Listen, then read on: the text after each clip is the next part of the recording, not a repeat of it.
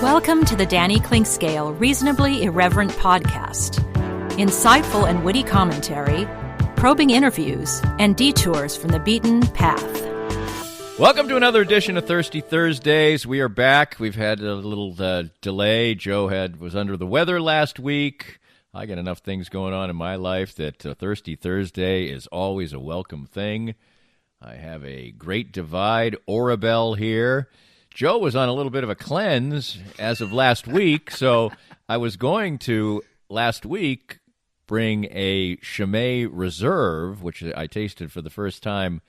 It was a Valentine's Day present for my wife. Chimay is probably, if I was going to name it now, I don't drink it that often because it's very expensive, but probably my favorite beer in the world. It's a Belgian beer. They have 3 different brands, sort of, a blue, a red, and a white label.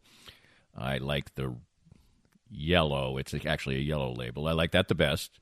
But I had never had the Reserve, which is a fancier version, and she got that stunning beer. So I was going to bring the Reserve last week, but then Joe informs me that he's going to be drinking NA. So I'm like, okay, no huevo. So I was going to wait. So I come here today. He's got a space camper in hand. So clearly he had a nice cleanse, but the cleanse is over. Although your beer is empty. I mean, we're just starting the first segment. But anyway, you want to stop or okay? All right, you're good. So anyway, we got lots of things to talk about. Joe has another fancily printed out fact sheet, which is very nice. And we are ready to rock and roll because the fact check is always fun. It's always fun to do this. And as I just told your blushing bride, Thirsty Thursdays for me is often an oasis in the desert of my life. So it will come your way next, and we will do it up proud. More of Danny's Reasonably Irreverent podcast after this. I'm here with Tim Emerson, the owner of Emerson & Company. And Tim, give us an idea of the range of services that you provide from Emerson & Company. At Emerson & Company, we do credit card processing, payroll services. We do bookkeeping, merchant accounts like point-of-sale systems. What would you say differentiates you from other companies in the field, and what makes you special? I think what makes us unique is that we're a small local business making regional decisions on companies. We create a profile for the business and then put it out to our different vendors in a very competitive environment and tailor those needs to the specific business, which usually ends up in a great fit or great result for the company. And, of course, the idea is to save money, right? Save money, and actually sometimes I'm surprised where actually a solution that may cost a little bit more ultimately does save money, but we're not conditioned to think like that sometimes. Emerson & Company. Check them out at emerson-co.com or call them at 816-360-9092. Cinematic Visions has been an affordable solution for professional media production in Kansas City since 2003, offering award-winning video production and creation, as well as a wide array of digital and social media management services. From planning, scripting, filming, editing, and post-production, to delivering your product to a watching world, Cinematic Visions will provide professional and affordable services for you and your business with the necessary return on investment to make it all worthwhile. Cinematic Vision's goal is to unlock the power of storytelling through video and a strong online presence for your company. Beyond the numbers, they want to inspire and evoke your clients to feel and act. Let my friends at Cinematic Visions embed your brand where it belongs, in your customers' minds. You can find them online at cinematicvisions.com or with a quick phone call at 816-600-6300. It's time to visit once again with Dr. Brad Woodle of Advanced Sports and Family Chiropractic and Acupuncture. And Dr. Brad, your group has reached a significant milestone in receiving a prestigious award. Danny, we've been honored for the 10th year in a row to receive the 5-Star Service Award from Integrity Doctors. And what this means is that all of our offices throughout Kansas City have made sure to give people excellent chiropractic and acupuncture care, be on time, and do a very complete and thorough job, and have great responses back from patients. I know firsthand because I was just treated, for instance, today by you. You have a wide range of fantastic services. Absolutely. Chiropractic, acupuncture, physiotherapies, rehab, anything that you need to keep you well in bones, muscles, joints, and nerves. And I can't say how much it's benefited me in the time I've coming here, upwards of 2 years. My back has improved 100%. And you can have that same kind of treatment too. For more information and your chance for a healthier way of life, visit asfca.com/Danny today. If you'd like to join these and other great sponsors and market your business to a growing and engaged audience, contact us at danny@dannyclinkscale.com. Look forward to hearing from you. Danny, we're back. You rectified that situation. And also, I'd like to say, I think the beer I had, now that I'm thinking about it again, is a Premier. Chimay Premier. Not Reserve. Not Reserve. I think it's Premier. Oh, Danny. Anyway, all I know is it's great. And this Orabelle is the same kind of beer. It's a Belgian-style ale, and it is quite good. But I do know now that the Premier and Chimay is a superior product to that. Well, Danny, it's good to be back in multiple ways. It's good to be back recording the pod with you. I haven't seen you in a while. Right. Always good to see you. And it's good to be back in the land of hops and barley. There you go. That is a good thing. By the way, have I influenced you at all in the fact that you have a hat, a hoodie, and a pair of shorts that all have logos, but they are not the same? Oh. And you know that I am someone who does not advocate the multiple team apparel. You know, that's funny. More than one logoed apparel. So I heard that like at this point, maybe more than 15 years ago from you on the radio, and I looked at myself and I was wearing Jayhawk hat, Jayhawk. It was it was a lot, and I thought to myself, that's a good rule to live by. So, it's baseball season, so I brushed off the old hat here. I got the World Series edition. There you go. I keep it crisp and clean, I got the Jayhawks letting Les Miles go. Maybe we'll get into that. And you got the old-timey Jayhawk on the left sleeve. Oh, that's my favorite hawk. They ought to bring that back. Once a year, generally, I will just go no booze for a couple weeks, sometimes a month, sometimes it's 3 weeks, whatever. And just a little reset, Right, sure. And this is the Not that I've ever done it. No, that's not true. I did it when I got divorced. I find it to be fun, honestly. And you can kind of prove to yourself that it doesn't really matter. Like you can get by without it. Right. There's that. Yes. And when I lose a little weight, you work out a little more. Sure.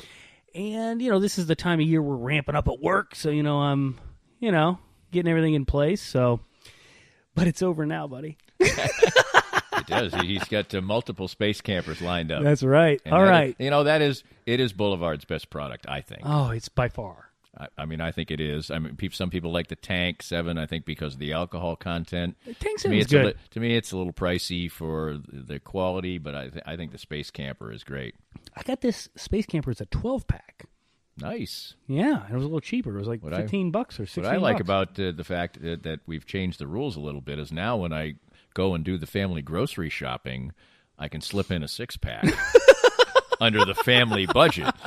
Fantastic. And it's almost always a Space Camper. Very good. Yeah, because you can get that at the grocery store. Or maybe a Free State Storm Chaser. Well, I got this at Hen House. I got 12 packs at Hen House, man. Yeah. Same thing. Near my home is a Hy-Vee, so that's where I get mine. Well, we're going to get into the fact check here, buddy. Okay. You look like you have 3 pages. It's 3 pages, but it's big font because I didn't want to wear readers. There you go. Well, that's a good plan. We've talked about this before.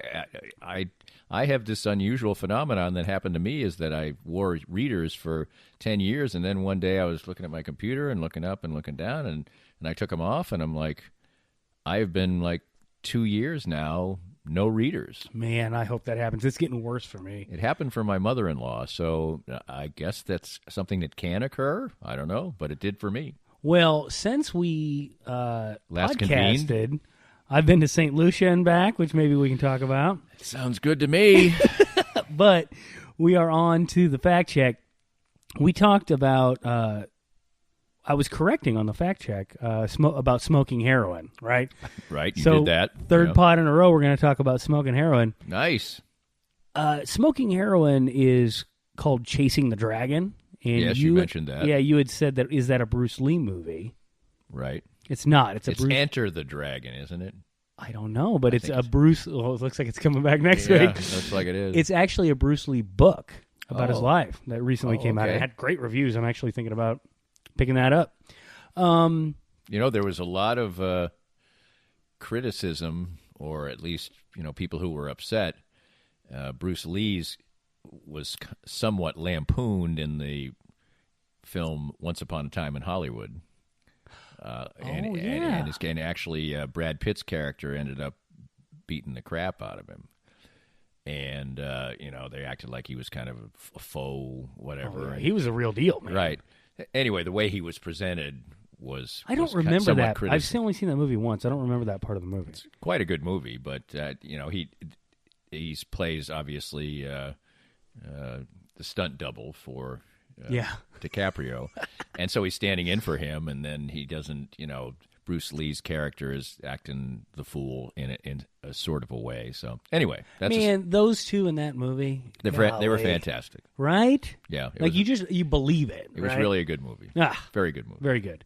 So you talked about dancing some more last pod, and we talked about we were wondering what kind of dances there would be for jazz. Right. There are a lot, and they have funny names. Sure. So you mean swing jazz, like? Yeah, I looked up dances for swing jazz. Oh, there you go. So here you go. Right, you don't you don't dance to like Miles Davis. No, no, this is swing jazz. Right. So one of them is called the Scarecrow. This is where you put your knees together, your arms wide, your forearms dangling, and your head to the side. Like a scarecrow. You got the Itches.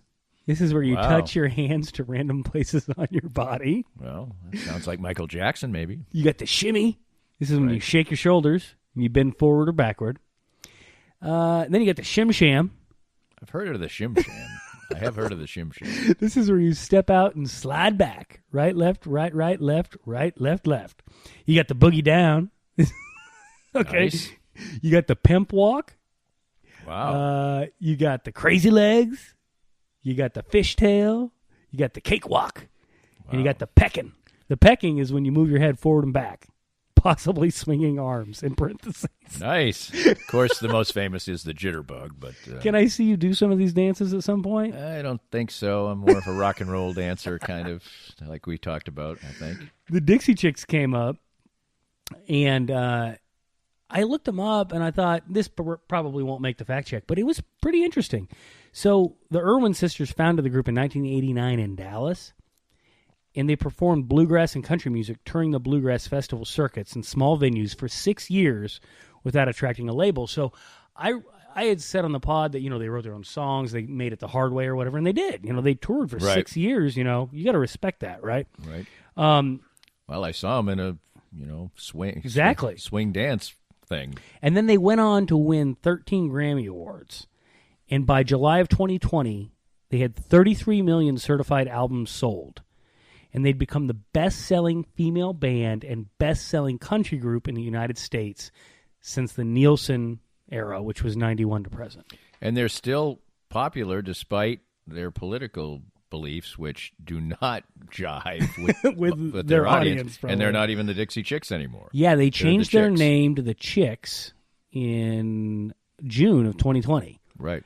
Because Dixie referred to the American Mason-Dixon line. It separated the free northern and slave-owning southern states. And Lady Antebellum changed their name to Lady A. Lady A. Yeah. Yes. Yeah, well, the PC police are out and running, Danny. Okay, so... I can make a good argument for each move. The Antebellum South is not exactly a place that you want to inhabit. I just get tired of it.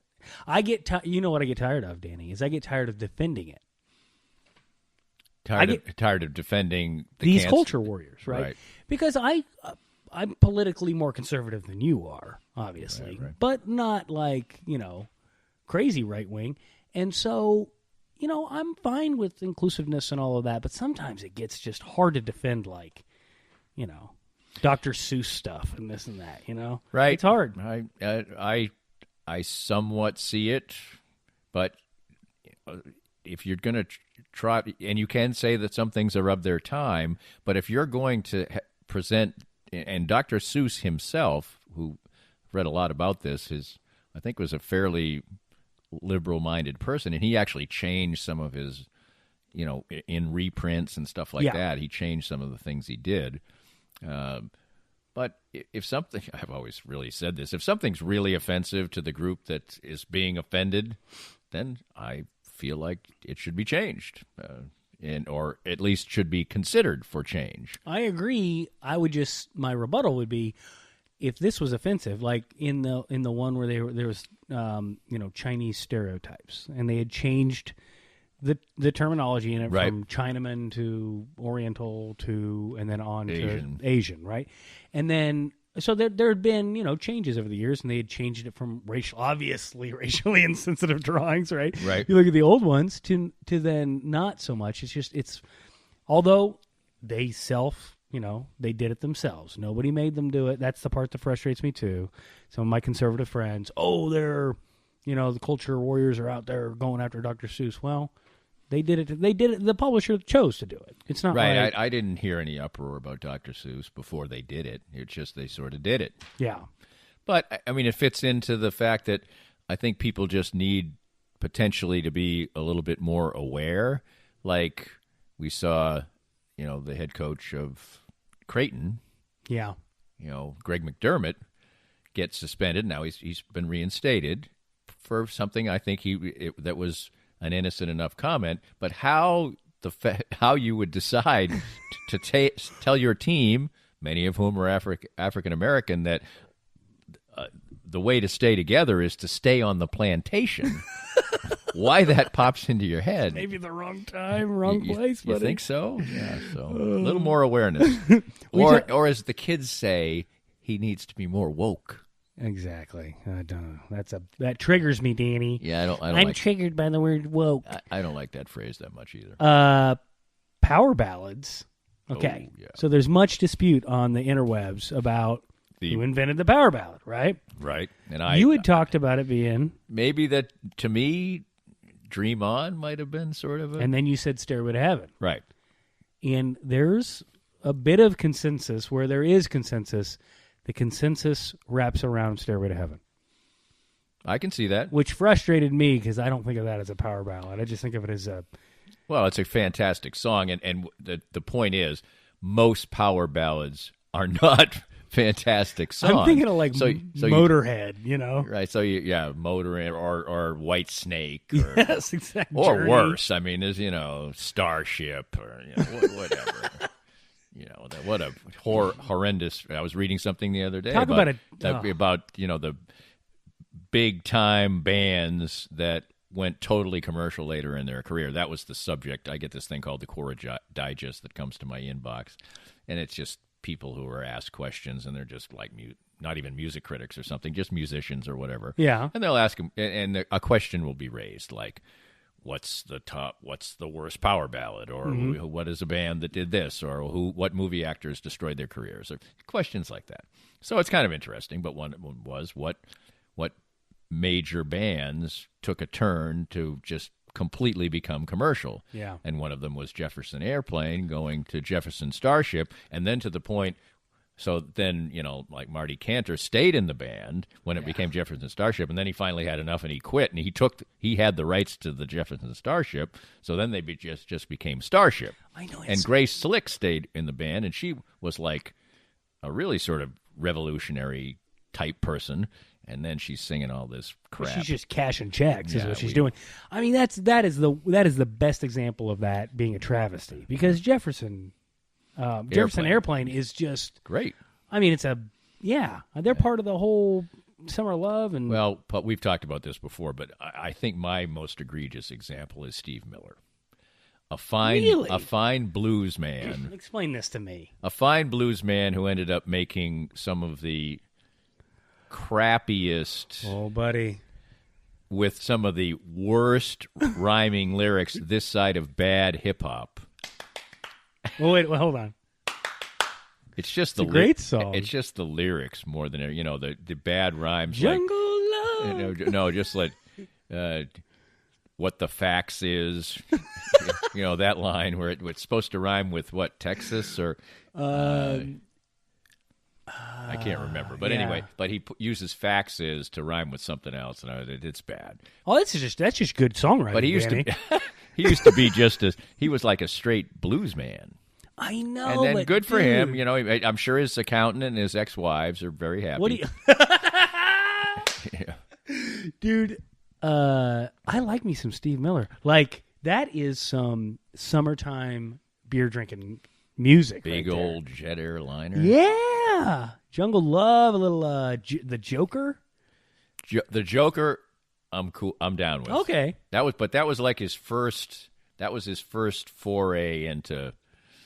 And it's a little quirky commercial, and that's a little. I think it was. There's another fact check, but and then they, the little guitar thing goes woo, woo.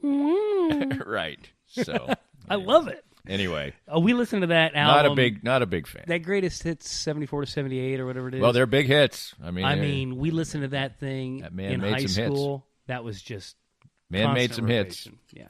And but to that point, we said Dream On. I mean, they made some crap power ballads eventually too. Written I'm doing a lot of singing in this. Written episode. by other people. Hey, we talked about Laker, my dog Laker, his mix, right? Because he's a mutt. Right. So I was just going to give you the whole rundown. Okay. I don't know if you ever had it. He's 25% American Staffordshire Terrier, right? Okay. Which is like American Bulldog. Right. He's 25% Retriever. Right. Okay. He's 12.5% Husky and 12.5% Miniature Schnauzer. So, and then 25% unidentifiable. I was going to say you need to fact check this because I don't think you just added up to 100%. You're the only one I've ever told that to that even said that. I don't know if people aren't doing the math or they're just not saying it. I think you got somewhere around I think you get to 90%. I get to 75. Close. Yeah, and then you had 12.5. So I think you might have gotten to 87.5%. No, because it's 12.5. Oh, I meant to say 12.5% Husky.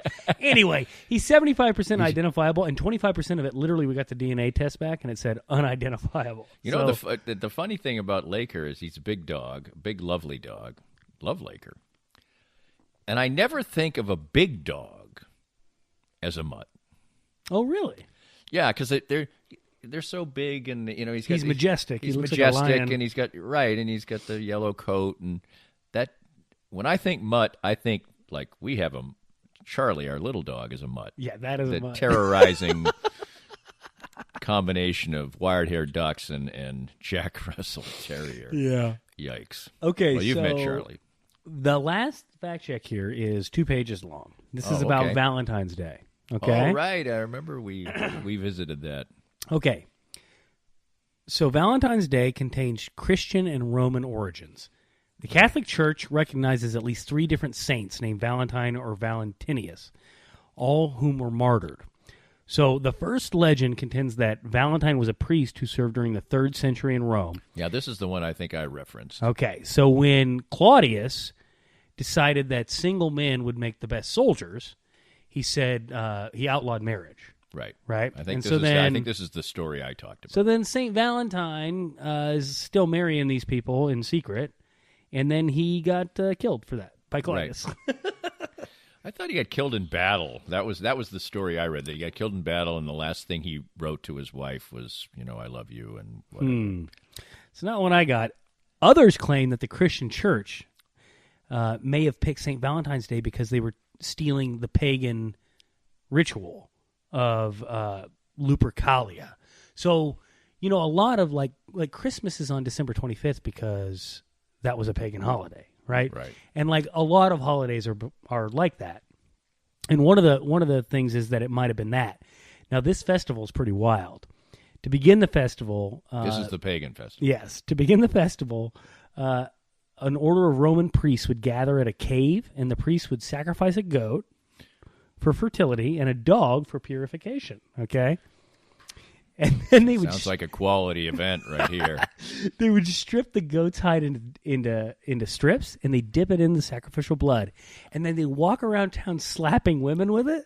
Oh my God! Okay, and so, but the Roman women. Well, they've done worse since. The Roman women didn't mind. They didn't. No, because it was seen as like it would make them cleansing? more fertile. Oh, more fertile. Okay. Yeah, and then the legend goes that all the women would put their names in an urn, and men would come by and pick them out, and they would be paired with that woman for a year. To like test them out, or no? Did they ever get married? Or it said that many of these matches ended in marriage. So well, there you go. It's the wow. What is the swipe left, swipe right? I'm so I don't old. know. Don't know. It's whatever that dating app is of the Roman Empire. That's just funny no matter what. Okay, so as far as Valentine greetings go, because the whole purpose of this was like I said it was a corporate creation. Right, and you were wrong. I was wrong. That's right. So Valentine's greetings. Well, that doesn't mean it could have been revived and really. From my studies, this has been pretty. This has pretty steady since the 1400s. Oh wow! Because so in the 1880s, they were like, here, be my Valentine. Yes. Wow. So back in the 1400s, we got the oldest known Valentine still in existence was a poem written in 1415 by Charles, Duke of Orleans, while he was imprisoned in the Tower of London. He wrote this. So we're talking 1415. And then Americans began exchanging handmade Valentines in the early 1700s. Wow. And in the 1840s, they began selling the first mass-produced Valentines in America. So 1840 really is the beginning of the corporatization of... But I don't know if you can consider corporatization anything that started in 1840. So you lustfully admit to being wrong. I am wrong. So it's a historical... So for all you people who just think it's a corporate thing, stick it. That's right. Even the Cupid is historical. This is the last fact check. Cupid is Roman, but it's based on the Greek god Eros, right? Right. And Eros was a handsome immortal that allegedly, like Danny, that used golden arrows to incite love and laden ones to sow aversion. So, Valentine's Day, in short, is not a corporate holiday, although it might be now. So does this mean there's any chance you will start to celebrate said holiday again? That's a good question. I didn't think about it. Maybe I will. Well, it's a long time away. It's right. It's also right at the cusp of your usual cleanse. So maybe you'll have to absolve your sins after Valentine's Day. Speaking of cleansing, I got to tell you about the cleansing air of St. Lucia before we're done. Okay. Well, no, I think we should do that starting our next segment. That sounds like a plan to me.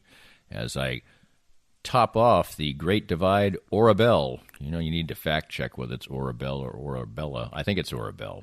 There's an E at the end. So I'll give my kudos to Great Divide. And next time, however, we will be enjoying a Chimay premiere. More of Danny's Reasonably Irreverent podcast after this. I'm here with David Schmidt from Private Capital. And David, tell us more about your outstanding firm. Thanks, Danny. Here at Private Capital, we focus on return on asset. In today's world, it is survival of the fittest. We look at things from all angles and try to figure out what works best for you. The changes we will see this next year on assets will be monumental. The key to success is knowledge. Know where you want to go, and we'll be here along the way. To find out more, give us a call at 816-221-7775. David Schmidt from Private Capital with the best service for you. Right now, it's more important than ever to support local businesses. And 23rd Street Brewery in Lawrence is open and ready to take care of you. Make 23rd Street Brewery part of your KU game day experience, whether you watch the game there or grab curbside pickup for your tailgates or watch parties. But not just game days. 23rd Street Brewery is great any day of the week, and when the weather's nice, you can take advantage of their heaters on the patio. 23rd Street Brewery is open daily from 11:30 to 9 for dine-in, carry-out, curbside pickup, and can even help with your catering needs. So support local and visit a Lawrence favorite, 23rd Street Brewery. Firsthand, I have enjoyed the benefits of the CBD products from Canaway. My back feels better and better these days as a major part of my routine are the pain-relieving salve and the Pure Gold oil. And recently, I had the pleasure of a treatment session using the Canaway CBD in conjunction with the Microlight 830 cold laser. The non-invasive treatment session worked wonders, and I could barely tell I was even being touched. TML 830 is the first 3B cold laser to get FDA approval, and in addition, the combination treatment with CBD is patent pending. The new smart laser is the only hands-free cold laser in the world and is used by athletic trainers, chiropractors, MDs, physical therapists, and veterinarians everywhere. You can learn more about all the great benefits from the complete line of Canaway CBD products by contacting my friend Sherry McCants at 515-208-6312. That's 515-208-6312 to get outstanding information about Canaway. Most of us have experienced auto accidents, and it's no fun. And even less fun is trying to work on the insurance aspects afterwards and getting full value after an auto accident. I'm here with David Cowan from RecExpert.com. And David, you have an unusual and important niche for people after an auto accident. We have a passion to teach car wreck clients what they deserve. Getting your car repaired only fixes the damage and the paint. Getting paid for your car's loss in value is called diminished value. Chances are you've never heard of this before because most people aren't looking out for you. We help people collect thousands to tens of thousands of dollars for their car's loss in value after the wreck. And if somebody wants to come to you for that, what's the original assessment cost them? We offer a free review of any insurance claim to see how we can help. You can't beat that. Great expertise and assistance in getting full value after an auto accident from David Cowan.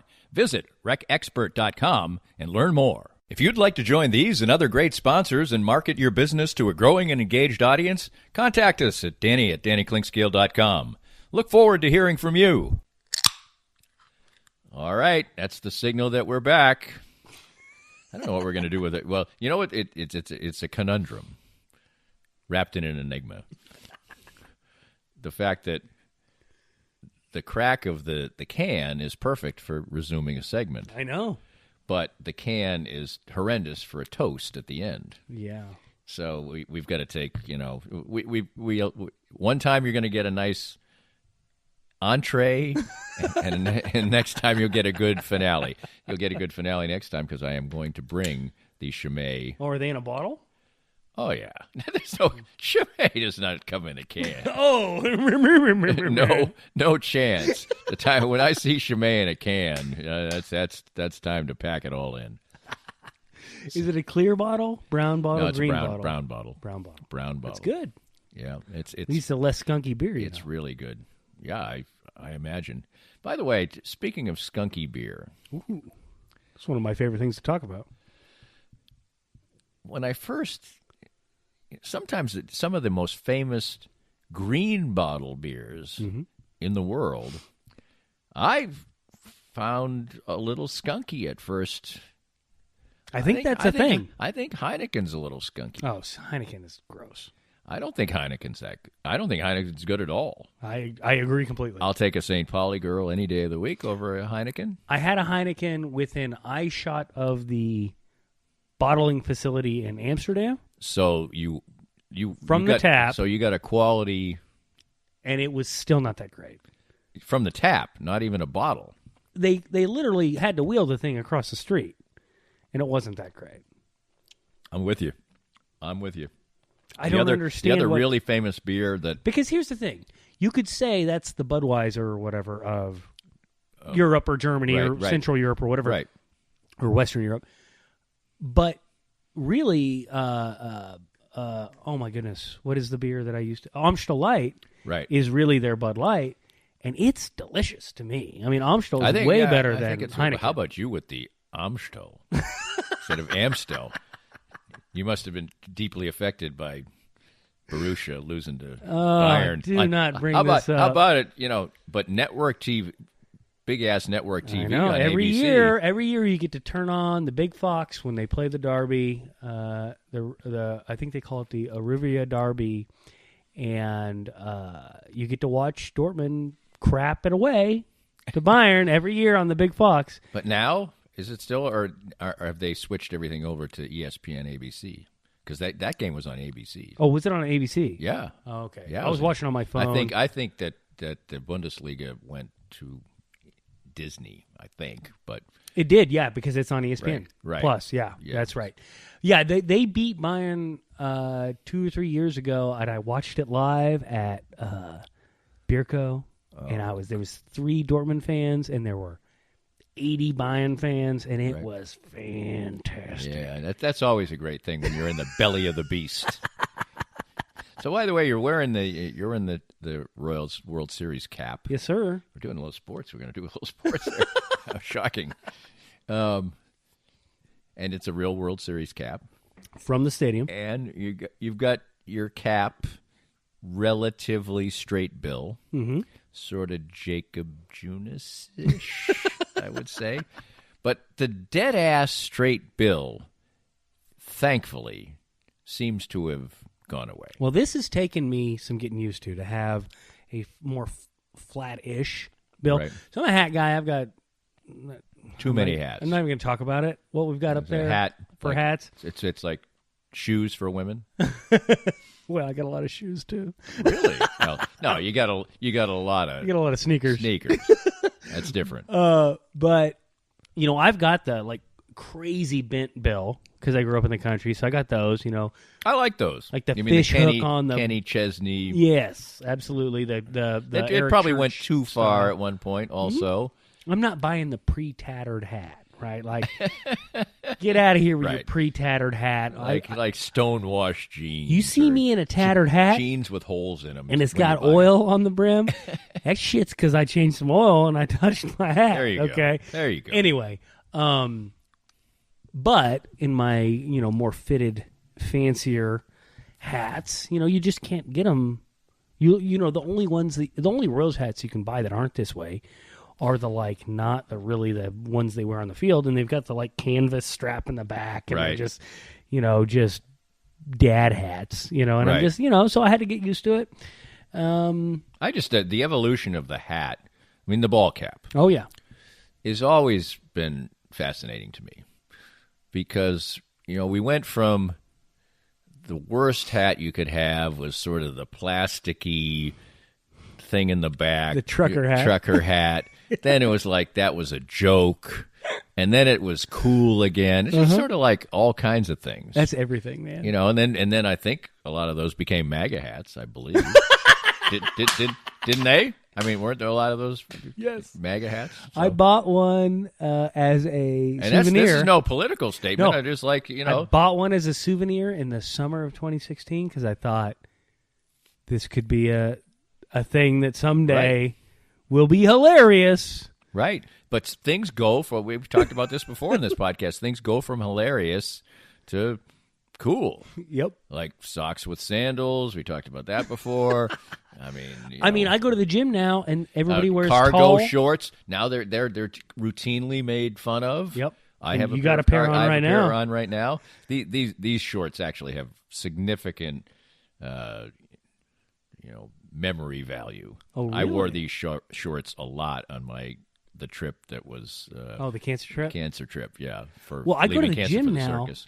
And they wear, these 25-year-old kids are wearing gray socks that are like calf high. And it was shorts. And you did that when I was in. I mean, that is wedgie goofy. Time right there. That's goofy. So I bought some tall gray socks. I don't know.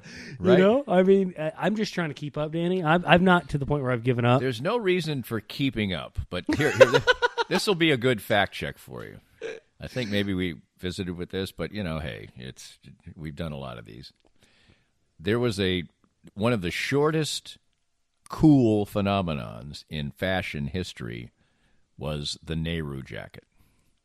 This was in the late 60s. Nehru jacket? Yeah, the Nehru jacket. It basically was a multicolored type of jacket that basically looked like a priest frock without the without the neck part. Okay. The neck sort of. If you looked on a couple Beatles things, they had the equivalent of a Nehru jacket. I know what you're talking about now. So it's like is that an Indian thing? I believe so.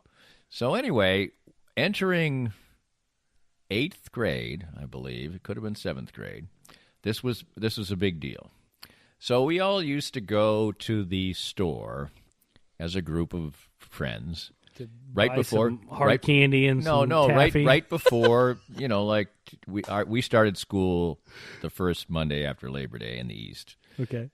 And so right before we'd go, we get to do our school shopping. Oh, yeah. So then you're going to buy your first day of school outfit. That was still a thing in the 80s. Right. You're cool. Yep. So anyway, there were probably 8 or 9 of us. Every single one of them bought a Nehru jacket, except me. I don't know why I didn't. I don't think I was making a statement or anything. But boy, was I smart, because they were fairly expensive. And I tried, you probably had spending half your back budget in the day. on You're spending half of your budget on the Nehru jacket, yeah. And I didn't. And within 6 months, the Nehru jacket was no go. Really? Yeah, that quick? Yeah. And that has not come back. No, because most things come back. I think that maybe some. Kind of, sort of. I mean, this is a brilliant fact check for the next time. So, but yes, in general, a very short-lived phenomenon. Like you can see some famous athletes at that time with the Nehru jacket. Sometimes it was worn with a turtleneck underneath it, a little mock turtle, or I'm telling you, just look it up. There you go. I wish everybody could see the there facial expression and hand motion that Danny made when he said mock turtle. I use my hands quite a bit when I speak. I'm not Italian at all. Easy. Well, that's a thing. Is it a thing? It's a good thing, though. Yeah, I think. Well, it's a stereotype. Yes, and most stereotypes have some. At least have some reasonable amount of truth in them. Don't make me get back to the woke police here, because this is what I'm talking about, man. Some stereotypes are okay, and some stereotypes aren't. Well, I mean, what's wrong with what's you wrong? And I can sit here and do an Italian accent. We can do some Mario, vita, and we're not in trouble. But if we did some other accent, you don't want to do a Goodfellas one. Well, if we did necessarily. We did, a different ethnicity, I won't name one, accent, then we may be in trouble for that. Right, and it depends on the context, too. There's nothing harmful about saying that somebody speaks with their hands. Now, if they say they sound like a thug because they speak in a certain vernacular, I'd say that would be bad. Or somebody sounds ignorant, or, how many times? Okay, here's one. Here's a sports one. Here's a sports one. Danny saw the look on my face and knew where it was going. To inform all of you, have you ever heard of a white athlete referred to as articulate? No, that's a great listen. That's a great example. You're never like somebody's trying to say that, that Jared Haas, he's very articulate. Yeah, nobody says that. Nobody says that. Correct. They'll say, you know what, Jacques Vaughn, articulate. I know, man. and that's definitely to this day. And that's fine. I will give you that. No problem. I'm just saying, if I did my very hilarious foreign accents that I won't. Well, just say what it is and don't do it. No, because that's not okay either. Yeah, sure it is. No, it's not. You can say that you could say that you could do a bad Chinaman accent. No, I can't. Yes, you can. You can say that. You can say I'm old, so you can't hold me accountable. You could say that you do the You could do the accent. Just don't do the accent. Yes, but if you say you can, no, I disagree. All right, well. I disagree. I think that I would be lambasted if I were to. Or lambasted, whichever. Fact check. I think that's one you can do either way. Tomato. I feel like mine's correct. I don't know, man. I'm a pretty good linguist over here, Are you a stunning linguist? Or a cunning linguist? Hey. That's you know what better. I saw the other night? I wanted to get your opinion on. Okay. The Ali Frazier fight. Ali Frazier won, right? It's the 50th anniversary. Yeah, I saw a lot of it, and wandering around, I'd see interviews and everything else. Okay, do you have memories of that? Now, is this the one that Frazier won? Yes. I do have memories of that, but I have far more vivid memories of the third of the trilogy, the Thrilla in Manila, and actually it leads to a couple of fun stories with some KU connections. Back in the day, that Thrilla in Manila was I think, my start of my sophomore year of college, I do believe. And a group of us lived on the 8th floor at Ellsworth Hall, about 6, 7 guys who actually, most of us are still really good friends, a core group of good friends, except for John, our friend, who passed away about a decade ago. And he is the big part of this story. He was a huge Muhammad Ali fan. And going into this fight, it was the third one, and of course, as you mentioned, Frazier had won the first one, and Ali won the second one, and this was going to be the rubber match, as it were. And you talked about you talk about expectations. I mean, this was in Manila, and it had all this kind of pageantry and incredible build-up to it, and it's at a time when you have big newspapers and 3 networks, and that's about it as far as media is concerned. So you would consume things on, micro focus on big things more than, the scattershot approach we might see today. Anyway, going into the fight, many people around the dorm, around the floor, thought that Frazier was going to win. Maybe they were just trying to tweak John. But anyway, he made some bets, and he had a very big personality, and he would certainly attract some attention with his opinions, and we'll get into that in a minute. But anyway, the night of the fight, basically, unless you had pay-per-view, which was, $15-20, and we weren't going to do that, and I don't even know if we had access to it, and it wasn't even on the radio as far as a full broadcast is concerned, as I remember it. I think we just listened to round-by-round descriptions, and I think we were playing cards, and John was much more into the fight specifically and listening to those updates than the rest of us. And he had a phrase he always used to use when anything good happened, whether it be in Stratomatic baseball or whether it was in playing cards, and something good happened to him, and he would say, "Yes, goddammit, yes." So anyway, when Ali won the fight, when Frazier's corner threw in the towel after the 14th round, he went running up and down the halls of Ellsworth Hall screaming, "Yes, goddammit, yes!" and collecting his bets and boasting, and in his own huge personality way. He was kind of a little skinny guy, but he had a personality as big as All Outdoors. And in fact, that was played out in our relationship because we absolutely would go at it. John and I would argue about just about anything. And we were, like I said, great friends, but we would have vicious arguments about things. So we had an argument. He was a military brat, and he grew up, he lived all over. Yeah. And he had a real affection for the South. And he had lived at one point in Virginia. And so we just basically ended up getting an argument about which place was the most racist, sort of. Okay. And so this dovetails right into the episode here. Right. So anyway, I was in this particular thing, I won't go into the full details, but in this particular argument, I was the clear winner. Oh, says you. Well, no, I think most people who were hearing this argument, and we were having the argument in the dorm, and then we went to the bar, out to the bars. Is it North v. South? Where's the most racist? It wasn't really. I came from Boston, which it has a horrendous racial reputation. Super racist. Deserved. But in general, in New York, Philadelphia, whatever, I mean, I think that it's better than Mississippi, at least at that point in time. Okay. So historically. I could concede that. So anyway, however we were doing this, it was based on something came out in the paper, and I'm not going to go into the full details. It's more of a funny bar story. So anyway, this argument had started at the dorm, and then we went out to the bars. And it followed you? Yeah. And so we were in the wheel. Oh. And the wheel has cement floors. And this is dime beers? No, we were drinking bottled beer because this is the it's part of the story. So anyway, we're still arguing, okay, about this. And I think he felt like he was trapped like Frazier in the corner. Yep. He was down to his last argument. And so he goes to the absurd, makes some kind of Rush Limbaugh straw man type of argument. And I said, "John, you're really out of your mind."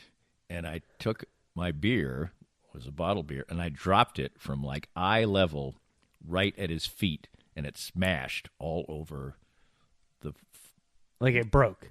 Yeah, all over the floor of the wheel, and all over him. Why did you do that? And I walked out because I was pissed. Oh, this is a mic drop thing. Yeah, this was a mic drop. I'm like, you're absurd. Bang, bang, I'm gone. I'm gone. So I walked over to what was then the Hawk, which has been many things.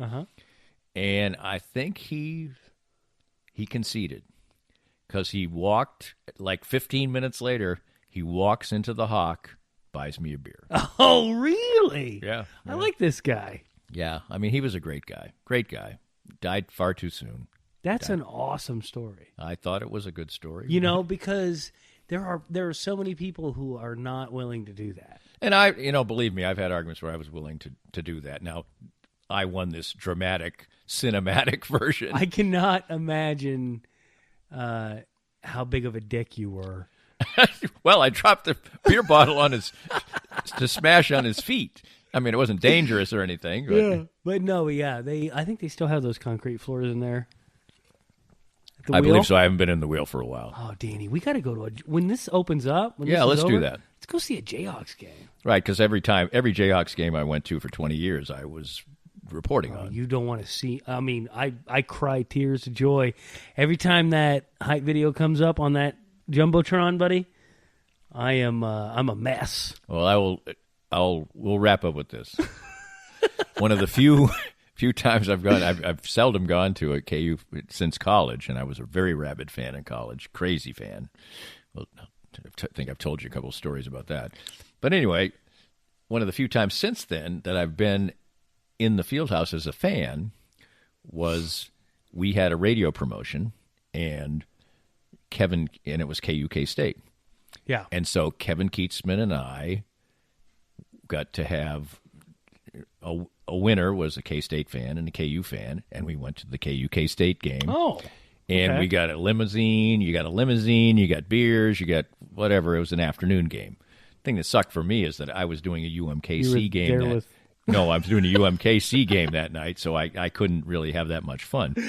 Oh, after the game, you had to go. Yeah, I had to drive back. Oh, you're shitting me. No, I had to drive back to Kansas City and do a UMKC brutal. game.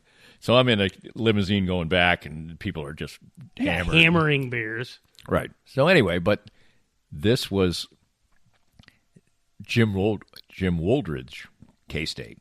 Oh, okay. K-State won. In the Fieldhouse? Yeah. I mean, it was like the first time they won in the Fieldhouse in like forever. And you couldn't drink on the way home. And so anyway, it was like, and the K-State fan was, and it was like, it was a horrendous game. It was like 56-53. KU played like of course crap. But the K-State fan was delighted. Kevin Keatsman was delighted, clearly. But that was my memory of that particular. So that was a fan, a day as a fan. First of all, no beers. Second of all, KU loses to a crappy K-State team. And then I have to drive back in a limo and go do a UMKC game, which I loved, but the timing couldn't have been worse. Oh, Danny, we're going to go do a night in Lawrence. We're going to do night in Lawrence, hit the Red Lion. It's going to be a good time, buddy. Sounds good. I don't think I've ever been to the Red Lion. Oh, you're I've walked past it a million times. Free popcorn, buddy. We can go next door, play a little pinball at the replay. I like some pinball. You like pinball? Yeah, they got punk music in there. It's a good time. Haven't played pinball in a long time. This sounds great. This sounds like the perfect post-COVID elixir and the kind of thing that you only hear on Thirsty Thursdays. This podcast was made possible by our great sponsors like Easton Roofing, the presenting sponsor of Kansas City Profiles at the Danny Kling Scale Reasonably Irreverent podcast. Easton Roofing, where integrity matters. We hope you enjoyed the latest Danny Kling Scale Reasonably Irreverent podcast. Come back soon for something fresh and new.